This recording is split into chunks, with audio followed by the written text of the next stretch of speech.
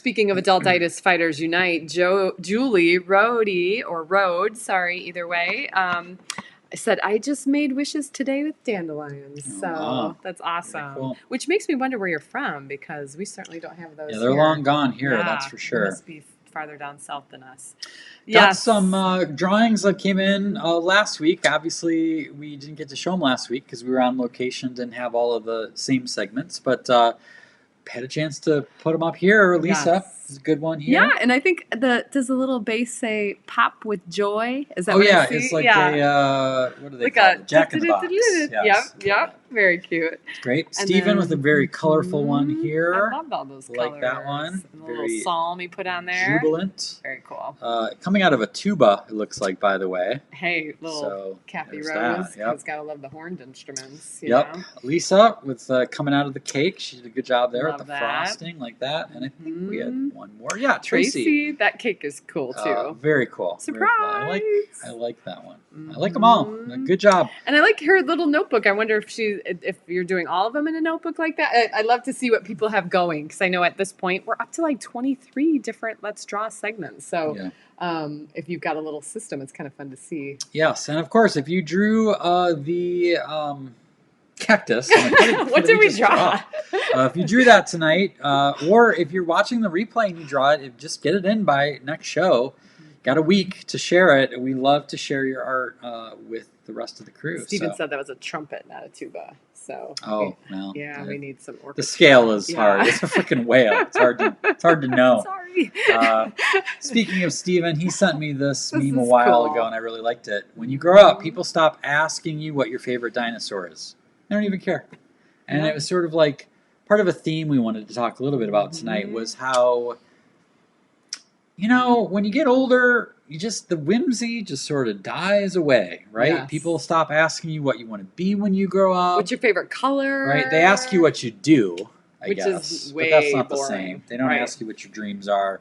They don't ask you what your favorite color is, what your favorite dinosaur is. It's kind of sad. And that's kind of why we exist. Is to remind people that it's okay to have a favorite dinosaur and to ask others what their favorite dinosaur is. Isn't that way cooler of an icebreaker question when you first meet someone, instead of being like, what do you do? Or what, not that you meet people anymore because of COVID, but because COVID. Someday when you're out in the world and you meet someone, that will happen again, guys. Just have the hope of that. It'd be way cooler to say, hey, by the way, what's your favorite dinosaur? And then you'll either get a blank stare or you'll get a laugh, and then you know what you're dealing with. Which, by the way, I won't reveal like the name on this person just in case she didn't want me to tell this story, but there is an adultitis fighter who uses barbarian spaghetti on the 4th or 5th date to find out if Mr. Right is going to move forward or not. Isn't that epic? But it kind of goes along with us. If you have date number 4 with a potential someone and they can't handle barbarian spaghetti, then you could just cut your losses, right? And just move on. Don't waste any more time. No mas. It's a dating filter. What is like that? A litmus test? Litmus? Nope, you had it right the first time. Litmus? Litmus. That little thing that you dip in. I know what it is. I just can't say it. So, yes, cool. Very cool, Steven. We loved it. Yeah, we got some good examples of adultitis fighters here. Mike, I mean, this is scary stuff. He heard movement from another room and he caught Wonder Marty, who is our little mascot for Wonder and Whimsy, in the bag of the caramel apples. And there's nothing sacred, he says. There's nothing sacred that he can't just leave well enough alone for the family. So I got to pull this up. On this last thing we just talked about, Helen says, no one applauds when you go potty on the toilet. My preschool class did for me when I returned from the ladies' room the other day. That's why kids rock. Right? I do miss groups of children. I'm going to do that. Next time. Me? Next time you come in from the bathroom, I hear the toilet flush, I'm going to stand up. My hat's off to you. That could be a new family tradition. So thank you for that, Helen. What else we got here? Yes, Betsy. Betsy has a new puppy, Sunny, who they're just relaxing together. The puppy's name is Sunny? Sunny. Okay, you said it like Puppy Sunny. Oh, sorry. Puppy yes, Sunny. little puppy Sunny. And I have to say, this picture just made my heart melt, because is there nothing sweeter than laying and taking an afternoon nap with your puppy? It's pretty good. That's good adultitis fighting. Life gets, right. That's the opposite of the clown photo earlier, yes. right? So this makes up, Kelsey. We're bringing it back around. Bringing it back to you, okay? Little does she know I have a clown neck. No, I'm just kidding. No! And then Polly shared in the Escape Adulthood League her adultitis fighting mask. If you have not fully taken advantage of whimsical masks, you need to check yourself. Step up your game. You need to have a little Step it up. Stuart Smalley moment in the mirror. Yeah. Like, really do. What's keeping you from the whimsical mask at this point? That's what I'm talking about. You know who you are, medical mask people. Medical mask people. Remember mask shaming, but in a different way. Well, so we loved it, Polly, in other words. Elle sent this along a while ago. She works at a school district, and she said that they were really kind of in a downer mood. And why? So what do you think? Holy nightmare. I was being sarcastic, by the way. One of the things I'm excited about is next week we're doing a special mastermind for Wonder and Whimsy about pandemic schooling. Yes. To share tips and mostly just to give people a chance to vent and realize they're not an island. Freak out. But by the way, Kara Tracy says, I only own whimsical masks. Well, that's shocking. That's hard to believe. I don't believe it. I don't believe it for 1 second.